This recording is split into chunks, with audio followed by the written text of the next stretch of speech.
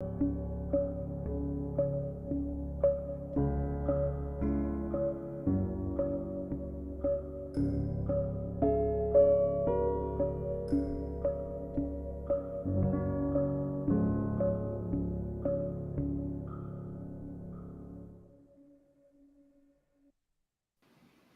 everyone, I'm Victor Dwyer, and this is the Mind Workshop podcast, where we get with experts in the industry, and we just talk about happiness and their perspective on it. Today we have Matt on. He's going to give us a little intro about who he is and how he got to where he is, and then we'll just dive in and jump right into it. So, Matt, thank you so much for joining today. Yeah, it's great to be here, Victor. Yeah, please tell us a little bit about yourself. Yeah, so I live in Los Angeles. I am a professional coach and do some speaking and facilitating as well. Really, where I work with people is just helping them when they get to a place where maybe they felt stuck, a little bit lost. They're just to a place where they know that they want to find some change and something that's more invigorating in their lives, that's exciting, whether that's in their career or elsewhere in their life. And I work with them to really help to reconnect with that spark and that passion that they have so that they can thrive and really feel successful in what it is that they're doing. And I've been doing that for 8 years now. Prior to that, I worked a little bit in the entertainment industry, did some teaching, worked in higher education, and now devote my time to coaching and supporting others. That's great. And what would you say to someone that's looking for their passion and searching for it? What are the steps they can take to really find that passion? Yeah. And I know that when we hear the word passion, it has a lot of different thoughts that come up, connotations. Some people just kind of they cringe when they hear about that idea of finding your passion or follow your passion. And I totally get that. I think it's really misunderstood. And that's why I think it's more kind of just like finding a little bit of a spark. It doesn't need to be the thing where it's driving you all the time. It's the thing that you need to do as part of your career, what you're doing day in and day out. But I do have this belief that you do need to have some energy around what it is that you are following. That doesn't necessarily mean that that's what you have to do for your entire life. But in the moment, it's really important that if you want to be your best self, if you really want to accomplish what you want to accomplish, create the life that you really want to create, you need to have a little bit of a spark with that. And so for me, what I and this is where I help clients and guide them to is it's about that curiosity and exploration. And I think that there's a lot of different ways that you can discover that. But most importantly, I think it's taking action. I don't think it's as much about following your passion as it is about uncovering it. So, for somebody who is really, maybe they don't feel like that they have that at all in their life, it might be just getting curious and starting with a small, tiny action to really create that momentum and motivation so that then they can create a little bit of that energy or that spark that then can turn into more of a flame for them and see where that goes. So to really kind of stay open-minded through that process as well. And then from there, I sometimes will use the metaphor of like pulling on a thread. It's like you just got to pull a thread little by little, and then hopefully that it turns into a ball of yarn or unravels and leads to the thing that you're looking for. Yeah, and I've also heard that passion is nothing but multiple streams of curiosity. So if you follow all these different curiosities that you have, it'll eventually lead to a passion because there's a reason why you have those natural curiosities. For example, I'm naturally curious about the brain. Like I've been always fascinated about how the brain works, and I'm always breaking it apart. And me diving down that path, and the more I learned about it, the more passionate I became about it. Kind of to your point about the energy that you talked about, Yeah. like the more I started to learn about it, the more energy I got from it. but a lot of people, they'll have a curiosity, but they won't necessarily care about it, and they won't follow through. They won't take that first step to Right. realize what that curiosity is, to really bring that energy to start getting that momentum going forward. So if Yeah, someone out there does have a curiosity, it's really important to follow it and at least take that first step to see if you want to, if you do like it, rather than just that's saying, "Eh, it doesn't really matter." Like you have to really like do something with it. well, and I think people are really eager and want things to make sense before they dive into it, but it doesn't really work that way. And in fact, it often doesn't make sense until you're looking back and realizing that all the steps that you've taken have led you to where you are now. So I love that what you were just talking about, where it's just you're curious about the brain. It doesn't mean that you have to have everything figured out about what you want that to look like or where you want that to go in your life or in your work. Um, but if it's something that at least is just prompting some of that curiosity, then I'm sure at some point you'll have created a lot for yourself, and maybe you've satisfied that curiosity and you'll look back and it'll make more sense after the fact. Yeah. So it's normal that, a lot of people want, are eager to know what the destination is before they get in the car, but Yeah. it's rare that works that way. And the curiosity makes it where you enjoy the process. So rather than doing Yep. something for money, for example, when you follow a natural curiosity, like these side projects, for example, you might a person might love art, and that might make it where every afternoon they enjoy doing art every single day, and that's awesome. I think that's amazing.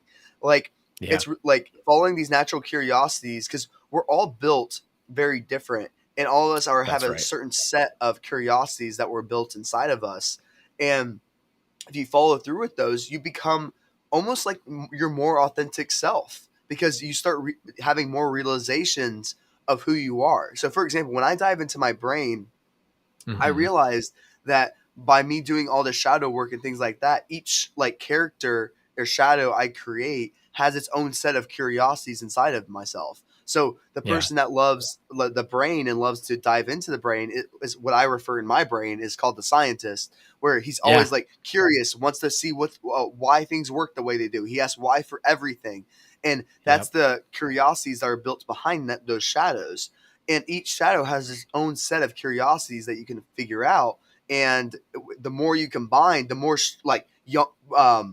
the more strings of yarn that you combine around that Yep. passion, the more you will be motivated, because all the characters in your brain will be motivated toward one thing in a way. Yeah. That's exactly right. And I also love how you talk about the different parts. I'm really fascinated by parts work, and that it's, we're Hmm. not just one person. There's a lot of elements of ourselves and our individual personality. Yeah. And not to kind of mix too many metaphors here, but I also really like to think of it as like you're being a scientist, and Hmm. you will have start off with a hypothesis, and some scientists make one hypothesis their entire life's work, and all a hypothesis is a guess. And I Hmm. like to say that as you're exploring and following that curiosity and running these experiments, there's gonna be three possibilities. You're gonna prove it right, you're gonna prove it wrong, or you're gonna find something completely different and new. And I think Yep. if you can really have fun with that process, uh, there are things that you're going to uncover that you just didn't even know were possible. And I know that that's something Yep. that I've experienced. And I think that that's why I say, you won't know it until after the fact. Yeah. But it's really cool when it does. So I'm curious, what this is going to be like a horse before the cart type of scenario, Yeah. but do in order for someone to love themselves and Mm, like really find that piece of happiness, is pursuing the dream and finding that initial spark, is that what creates the happiness, or mm, is there initial like prerequisites in order to start that journey of curiosity? And here's why I asked that. Before like yeah. shadow work, I usually say like usually you have to have some level of self-confidence, some level of self stability and things like that, because doing shadow work is going to make it where you like shake you to the core, types of Yeah. things. Is there any prerequisites that you would recommend someone have before finding their curiosities, or is that what you think will lead them to realize more about themselves? Does that make sense? It does. It makes a lot of sense. And on one hand, I would say it depends. Mm-hmm. Depends on the person or what it is that you're trying to discover about yourself.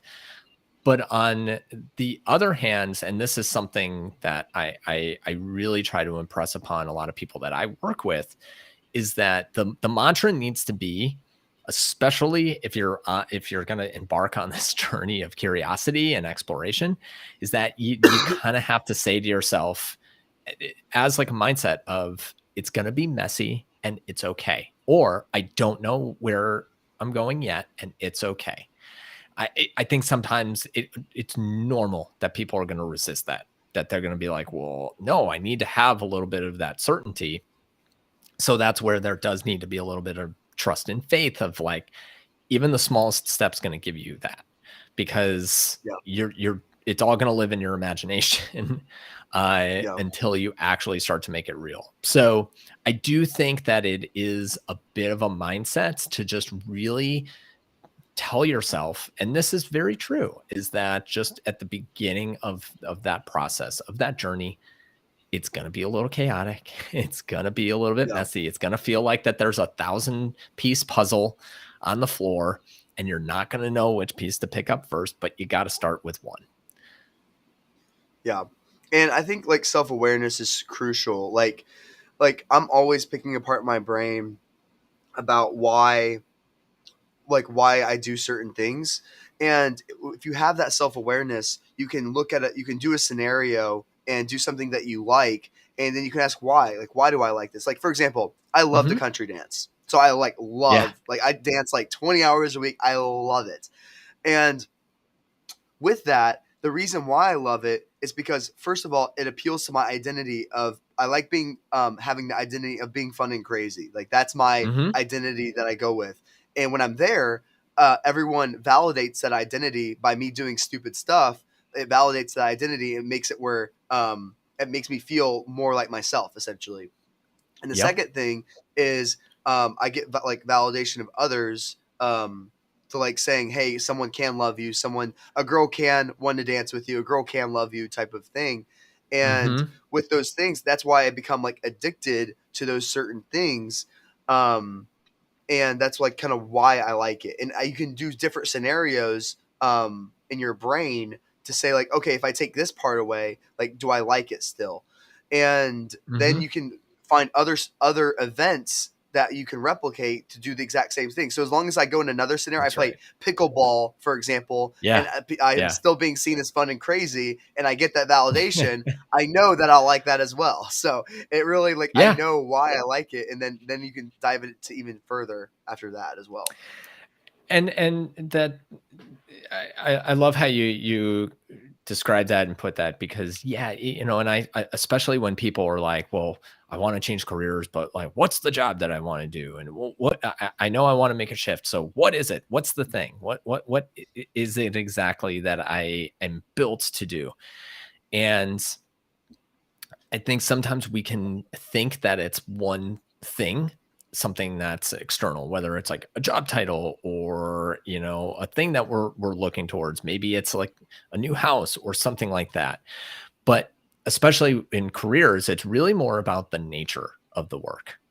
It is more Yeah, about, um the type of work that we're doing that can be done in a variety of different settings, of different workplaces, of different job titles, whatever the case may be.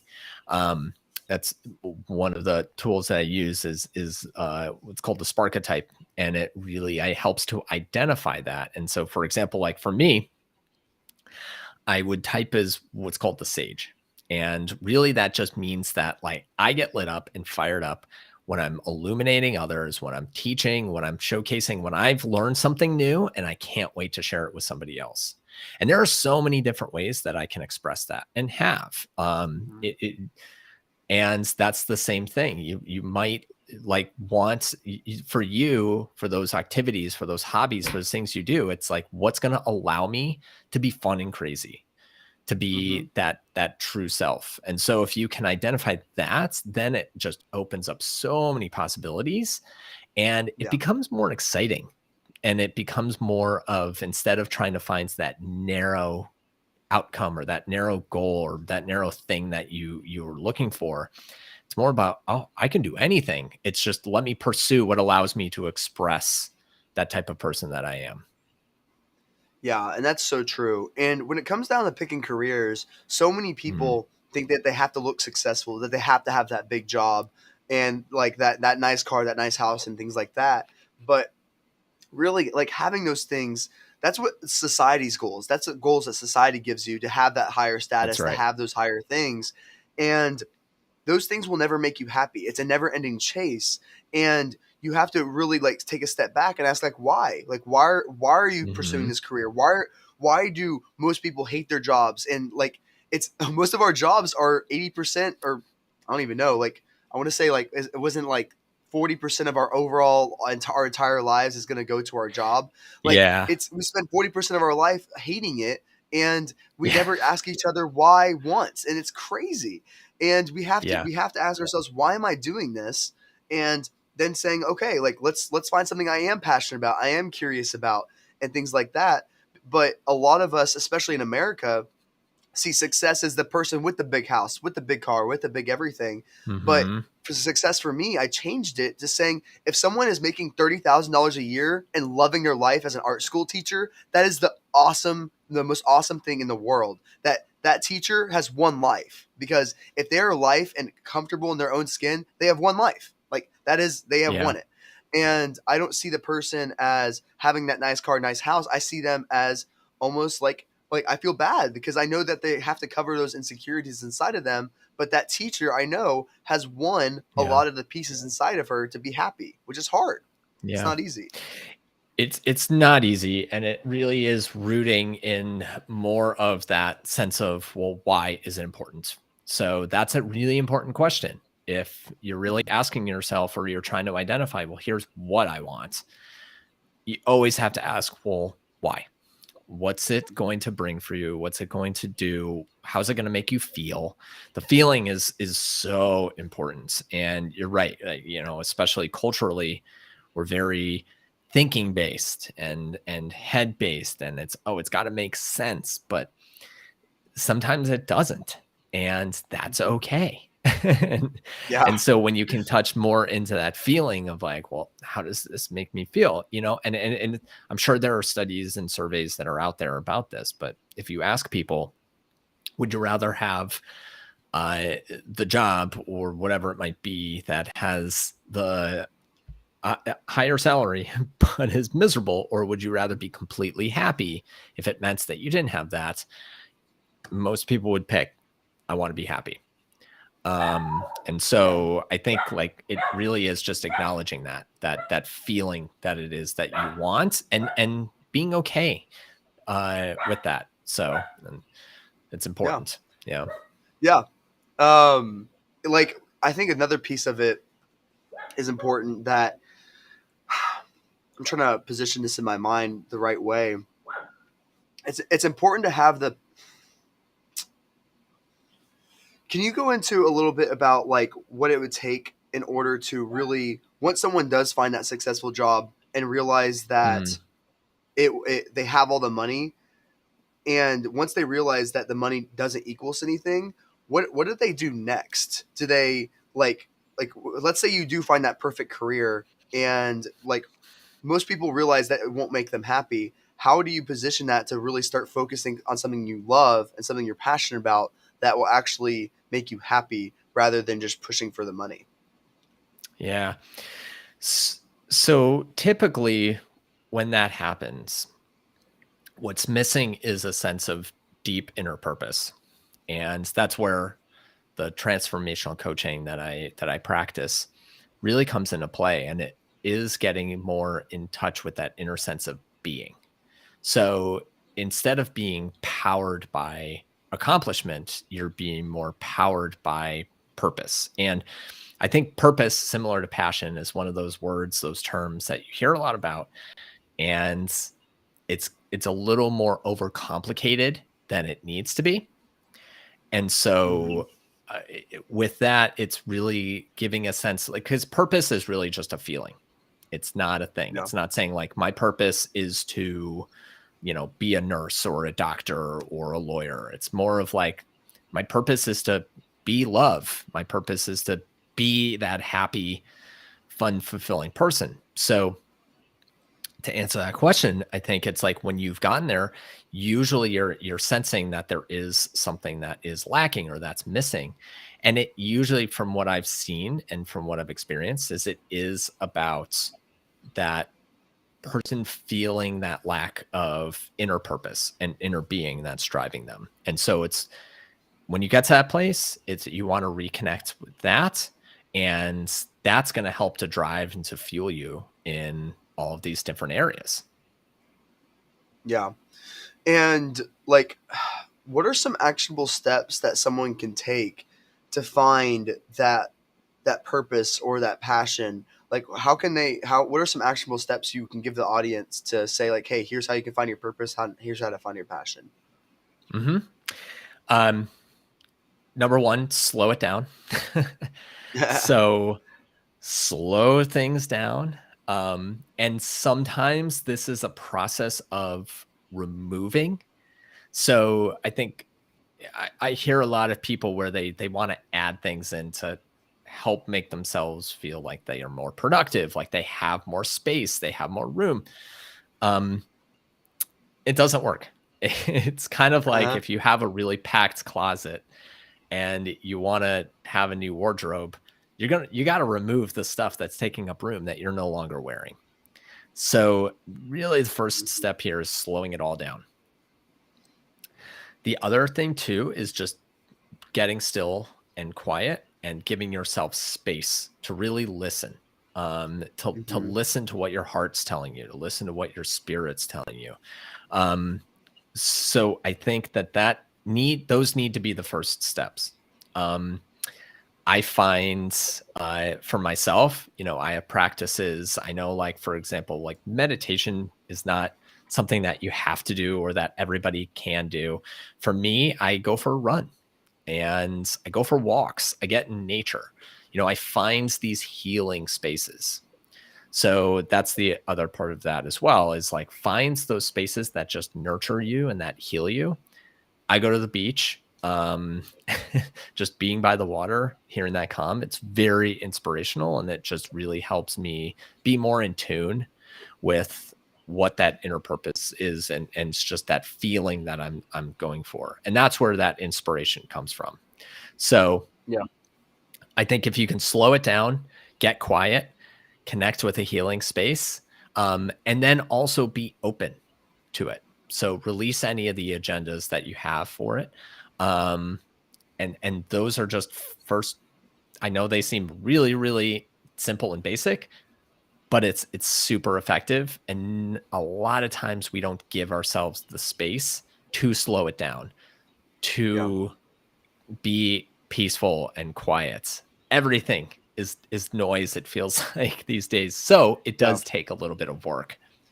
Especially if you have a lot of insecurities. So I used to try to fill and Yeah. jam pack all the things and constantly work, saying I got to go to work, I got to work, I got to work, and to silence those insecurities inside of me that were telling me, hey, like you like you're not good enough. You gotta like you're I forgot all the voices. It was like you're not Oh good yeah. enough. You uh like how could like you got to work toward your future. You got to be Right. successful. Like all those voices were inside of me, and I worked every single second of every day to silence those voices. And as soon as I Yeah. stopped working to go to sleep, those voices would come back up, and it was terrible until I started to like Hmm. tackle it head on and say, "Hey, my future self is going to regret me working every single second. I need to relax. Like I need to have some fun every now and then." And then once I had that conversation with myself, I started to forgive myself. Where like I can actually go like play video games with my friends for an hour, or I can actually go country dance and things like that. My Hmm. previous self would have never allowed that ever in Right. any scenario. But now once I realized that, hey, my future self is going to regret like not spending all the time having fun, like spending a lot of it having fun and doing those things like that. Because Yeah. on our deathbed, we don't remember the things we accomplished. We remember the experiences with the people we had that we loved. And Hmm. that's where we have to take those experiences and create more of them. And I realize all the accomplishments that I do won't matter because I know my future self would replace all his accomplishments, all his future wealth just to be me right now because Yeah. he would trade everything to have youth and health. He would trade everything for that to be in my scenario right now. Once I realized that, was like, dang, crap. Like I Yeah. was always working toward the future, and then I realized that, hey, my future self just wants to be me. Like my future Yeah. self wants to be me, and I want to be my future self. And it's like this constant thing. I'm like, dang, I just need to live right now and live in the moment, and like that's what's gonna make me happy. And it was crazy once I realized that. Yeah. Yeah. And I saw something yesterday. I really liked it, and it's so fresh that I won't remember exactly the quote or the context, but it talked about, instead of thinking of your higher self or your better self, where we think of that when we like, oh, you talk to your highest self, or you know Mhm. look more to that future self, and also look more towards that fun self, I think. Yeah. I For me, it's what's fun, and Yeah. connect it with that future self that is living that life. So it doesn't have to be fun. It could just be like, insert whatever other feeling. It could be my most loving self, my most accomplished self, whatever that might be. Because you're right, it is about trying to grow into the person that you ideally would like to see Yeah. come to life. And I think too many of us are killing that playful child inside of us. Because when we grow up, like we say, hey, it's basically shamed upon saying, hey, don't act like a kid anymore. You're an adult now. And once they say Hmm. that, that playful child gets like silenced almost, and that we become jaded at that point. But like that playful child is so critical inside of us Right. to find that curiosity, to find out the things that we love inside of us, because it closes us off. It makes us like feel bad. It closes off our emotions and things like that. But when you let that playful child out and Yeah. sometimes like do stupid stuff, then you can express those things and make it where you are your most authentic self. You're not conforming Hmm. to what society says. You're just doing things that your own. And that's why I love that identity of being fun and crazy, because I don't care what anyone else thinks. I'm just going to do what comes to my brain. And that's where I can allow that playful child to have its openness, and that space, Hmm. kind of what you were saying, that space to operate. And I kind of like let them do whatever they want, and so that way they can express themselves. And that's really Yeah. critical, to not become that jaded version of yourself and allow that playful child to like become, essentially. And it doesn't necessarily have to mean that you're letting it run wild and following every whim and go. True. It doesn't mean like, if the your that child, which I agree needs to come out more. Um, Again, it comes back to that tendency where people need that certainty. Yeah. They we can make meaning of everything. And I know I've been the type of person in the past, and I've seen this with other people, where they're like, "Oh, that's what my inner child is telling me that I want to go do. I want to be like a tour guide in the Amazon rainforest." Um, it doesn't necessarily mean you need to follow those all of those threads, but, and this is kind of going back to what I was saying with the slowing it down, is just give it space. Just give it space and time.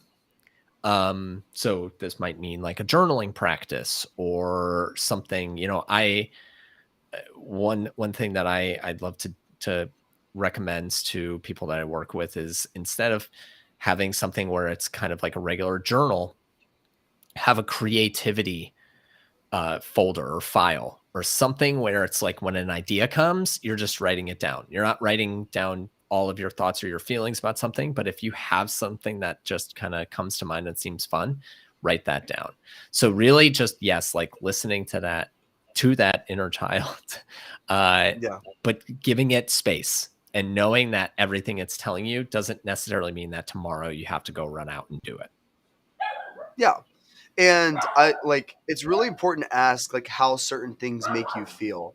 Like cuz in our default state, we're like basically going through and having like these emotional experiences. So for example, when I was country dancing, um Mhm. like I had to like I was basically like in a flow state where everything was like Mhm. just like pure flow. Um and like I realized that I would basically walk in and like walk out and like it'd be like 6 hours, and I swear it feels like 2 minutes. Like it's like the weirdest thing ever. And Yeah, I yeah. would have to take myself out of my flow state and say, "Hey, I'm having fun right now," and I'd be like, "Whoa!"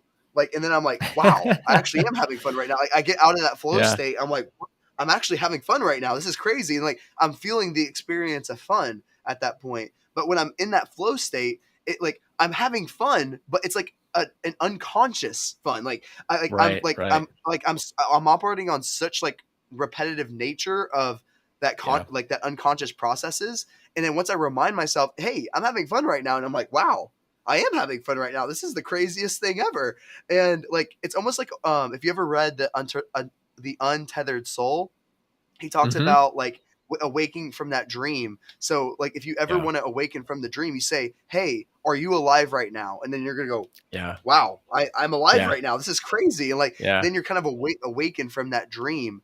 And then it's a valuable state to be in that mindful state. But what I realized is you can't be in that alive and state and take in a lot of information at once, because everything Mm. becomes overwhelming. Because when you're in the live state, you're Mhm. like, oh my gosh, there's lights here, there's a camera here, there's this here, and like it's a lot to take in, and that's the reason why we're not normally in that state. But when you're in a default mode of state, you're able to take in a significant amount of information. I tried listening to an Right. audiobook and be in the alive state at once. It was like impossible. Like I couldn't, like there was so many sensations I was feeling and trying to listen and process and everything. Is like there's a reason why we're not in that alive state. But if you ever want to awaken from this dream that we're in, we Mm, spend mm, 99% of our life in this dream state, this mm. dreamlike state.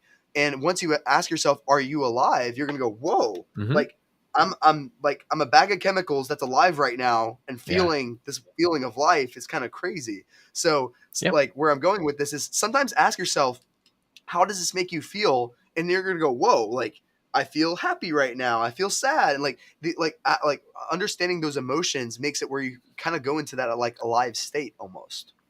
Yep. Well, that's Yeah, consciousness, and, yeah, that's why I think that your emotions are your compass. Um, yeah. I remember, one of the big directional emotions that I felt is sometimes that I think actually people misunderstand is jealousy or envy, because that might be a clue as to what it is that you want to explore, where it is that you want to go. It's, I think they're just, that's like it's not just about what lights me up, but like what is it that I aspire to, or what is it that I, you know, have always kind of been curious about. It could even just be like the smallest little thing or little subject, or activity or whatever that is. But you're right. Then when you step out of that and you think, okay, um, what am I feeling in this moment? Hmm. That can give you a lot of clues, as to where to pull that thread or test that hypothesis next. Yeah. And whenever I'm in a state of like I don't know, like my mind is like having all these thoughts, like all these randomized thoughts are coming Hmm. to me. I literally pull out my phone and basically turn on my camera and I just start talking to myself. And like I Mm, start using I language. like Once you that. start using Yeah. language to define your emotions, it becomes so much more powerful. So like for example, like I would say like okay, I'm feeling confused. I'm feeling like and like I say just anything that comes to my mind. I'm feeling Mm, confused, I'm feeling upset, I'm feeling angry, and I don't know why. And like I think it's maybe because of A, B, and C. And like once you start using language, you're going like, oh, it's because it's this was what happened of why this is why I'm angry. And you'll be yeah. surprised on all these different thoughts that come right above and just kind of come to your mind. And just once you start saying it and using language to define your emotions, it becomes, rather than this ball of yarn, basically from what you were saying, Yeah. to you start unwinding it and saying, oh, it's because of this and this and this. And Yep. the power of using language to define your emotions, it makes it Mm. tangible to where you can actually start understanding why certain things are doing it, because emotions kind of just happen to us. But if you understand why they happen, then you can say, okay, this is what's going on. And every time I do a video dialogue with myself, I feel Yeah. so much better afterward. I feel Yeah. like my mind like knows is what's going on, and rather than this chaotic mess of all these thoughts going all over the place, that I just pull out my phone. And if you're familiar with shadow work, I I basically love just that. do Hmm. like voice shadow work essentially, and saying like, Yeah. hey, like I might say like the science, like I might say the future man, like what do you think about this, and then like we're like having a conversation that way. Hmm. And what surprises me like crazy is like all these characters are inside my brain. So we all have like the same things, but the insights they get are like is so crazy that like I don't know Yeah. how they it's the same brain. Like it's just me, okay? Like it's Yeah. literally just Yeah. Victor, okay? But when I Yeah. call upon that shadow, that certain character in a shadow, he pulls insights that I would have never. I am learning from myself. Like I don't know how this Hmm. works, but I'm literally like learning from myself, even though it's in my brain. So I don't even know how that's Yeah. possible because they're in my brain. So it's the Yeah. craziest like scenario ever. But every time that happens, I'm like, how did I just learn from learning myself? It's just it's crazy. I don't know. I don't know. There's so much that's already inside of us that sometimes we do just need to kind of pull out. And I love that technique. I've never heard of that before, of talking to yourself on your phone. Obviously, I think that self dialogue is really powerful. Some people do it where they are in one chair and then move to another one and kind of have Mhm. that dialogue. But I like that phone technique, or just even writing it out of like, why am I feeling that way? Because it is a chain. Yeah. And this kind of makes it empowering and simple, but it's also, as we've been talking about, it takes a little bit of work. And so all of our actions, our reactions, our things that we don't take action on are impacted by our emotions. And the way Yep. we feel about things is influenced by our thoughts and beliefs. So the more that you can step out and just explore that a little bit and ask those questions or have that dialogue, um, you're gonna learn so much about yourself, and then also Yeah. know how to move forward and where that you need to change direction or change course. Yeah, and I've always talked to my future self my entire life. I Mm, used to journal all the time to talking to my future self, and eventually, when I was turned about like 15 or 16, I started switching over to mm, video vlogs, mm, basically, and start mhm. talking to my future self then, and just updating my future self. Like I said, I've been talking to my future self my entire life, and so Yeah. that's kind of like that voice that's kind of like ingrained in my brain, and I've always had those conversations. And then once I started doing the shadow work and doing things like that, like doing all these, like when I first talked to my inner critic, it was literally like 4 paragraphs long of like all the things in my inner critic saying, you suck, you're fat, like you got to work on this. You Yeah. like, why aren't you working right now? I'm like, holy crap. I can't believe this is literally what my inner critic was saying about myself. And then I started switching to video dialogues because of how Mm. much communication goes on. Now, keep in mind, you're gonna look like a crazy person. There's no way like you can do it. Like at first, I was like, man, Yeah. I'm like so crazy. It's like insane. But anyone that knows shadow work, I'm basically just doing it vocally, and it makes it where you're having a real conversation. Because when it's in your Mhm. mind, you can get distracted very easily. But when you have a Yeah. vocal conversation, it becomes a very normal conversation that you literally can have inside your mind, saying like, hey, like why are you upset about this? It's because, oh, because this person hurt me. It's like, okay, like let's Yep. talk about that. And um it really comes down to having that really good relationship with your characters in your mind. And for every character that I have, even though like for example, I have this one called the rebel that is very Mm, toxic, that says like mm, you suck. It's a very like, she's a basically like a female saying like, mm. I would never love you. You're horrible. You're disgusting. Like that's literally what was happening inside of my mind. And I was like, wow, I can't believe this is happening inside of me. And in order to get her on my team, like to focus and to start like stop criticizing me, basically, I said, hey, we both have the same insecurities. We both are insecure about the way we look. Now let's figure out how we can fix these insecurities and heal together. And Yeah. eventually we were on the same team. And like that's kind of what I do with every shadow that I have, is getting Yeah. us all on the same Turn team. them into So an that way ally. to Yeah. have that positive relationship within our mind, because so many people have that negative relationship with everyone conflicting, saying you suck and things like that. But if you get everyone on the same team saying, hey, we're all trying to solve our insecurities, we're all trying to fix each other, and having that positive relationship in your mind is really powerful. Really.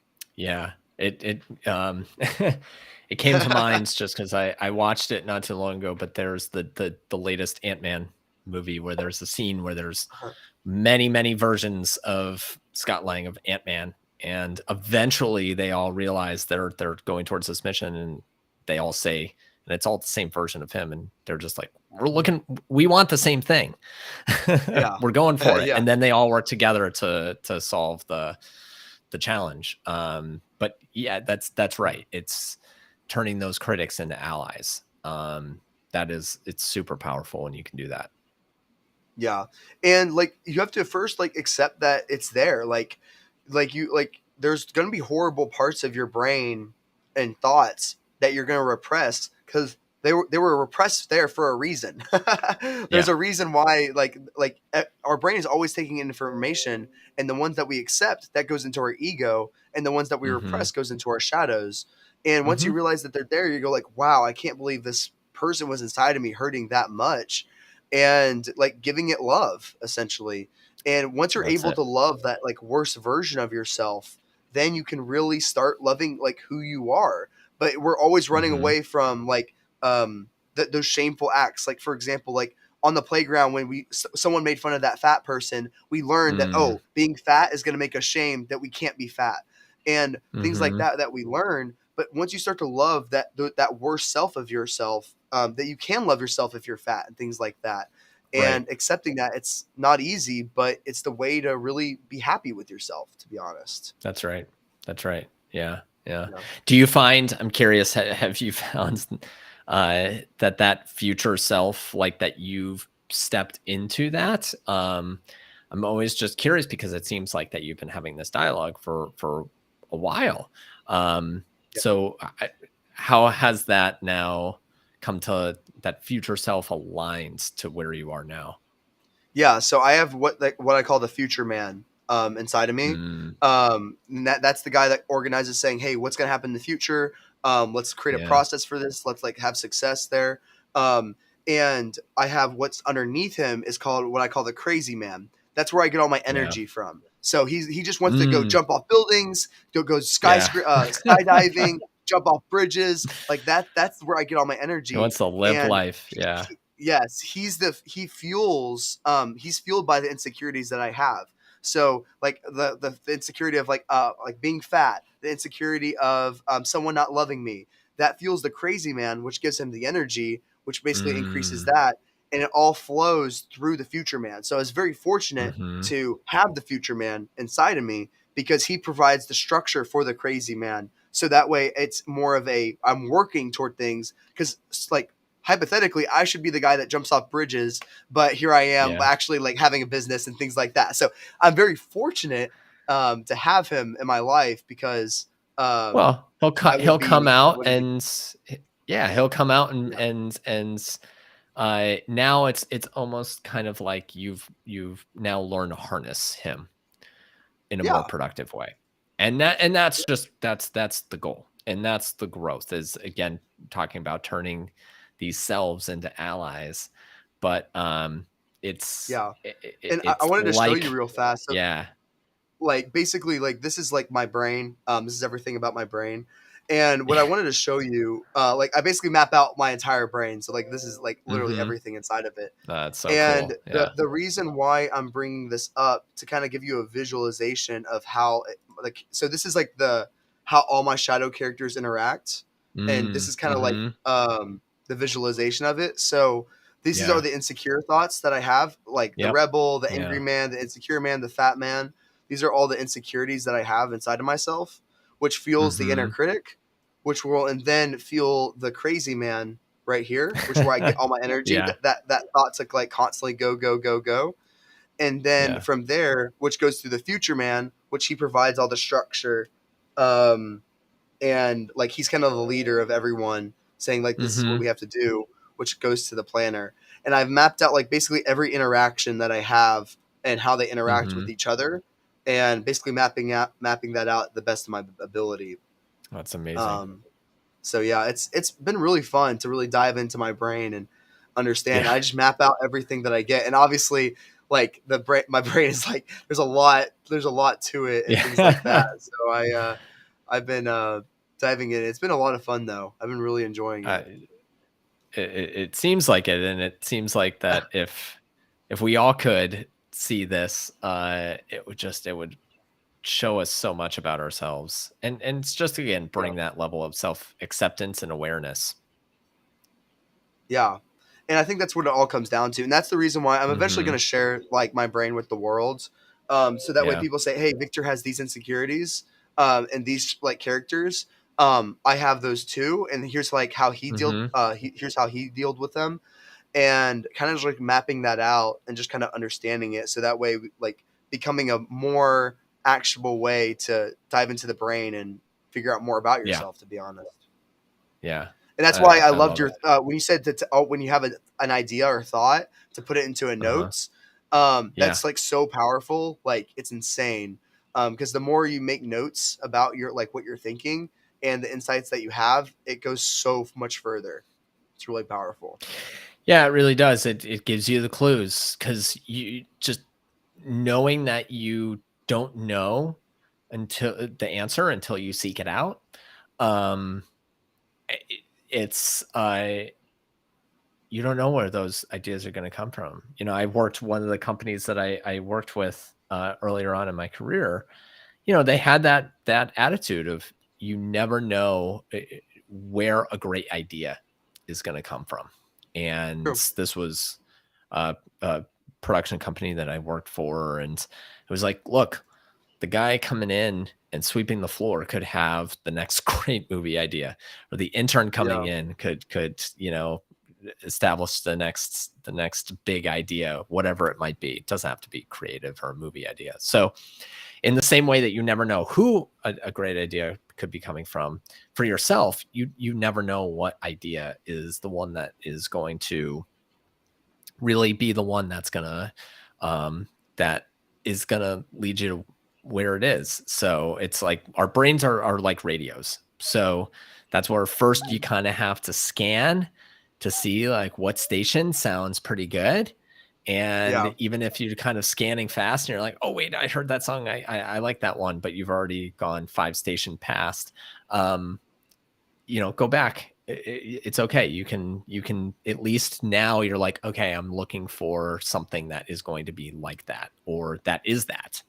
So it is following that curiosity, and that's where that spark could be something so small and fleeting, in the same way it is when you're lighting a match.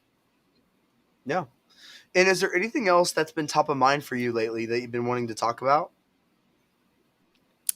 I think it's as we've been talking about, it really is this idea of self acceptance. So I do Mhm. believe that, and I've seen this and it's been so empowering with people I've worked with, is the more that we can be okay that we are different from every other person, and that Yeah.